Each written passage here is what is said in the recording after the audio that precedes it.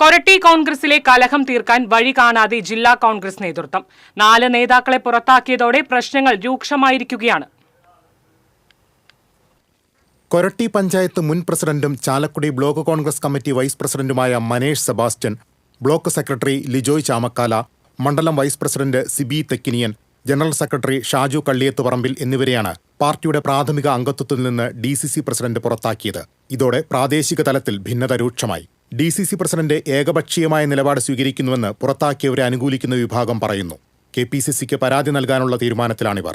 വിദേശത്തുള്ള മകന്റെ അടുത്തേക്ക് പോകുന്ന മണ്ഡലം പ്രസിഡന്റ് ലീല സുബ്രഹ്മണ്യത്തിന് പകരം താൽക്കാലിക പ്രസിഡന്റിനെ നിയമിച്ചതോടെയാണ് കോൺഗ്രസിൽ പ്രശ്നങ്ങൾ തുടങ്ങിയത്. പകരം ചുമതല നൽകിയ ആൽബിൻ പൗലോസിനെ അംഗീകരിക്കാൻ ഒരു വിഭാഗം തയ്യാറായില്ല. I ഗ്രൂപ്പുകാരനായ ആൽബിനെ സനീഷ് കുമാർ ജോസഫ് MLA ഇടപെട്ട് A ഗ്രൂപ്പിലെത്തിച്ച് പ്രസിഡന്റാക്കിയെന്നാണ് ആക്ഷേപം. താൽക്കാലിക പ്രസിഡന്റ് ചുമതല ഏറ്റെടുക്കുന്ന ചടങ്ങ് ബഹളത്തിൽ മുങ്ങി.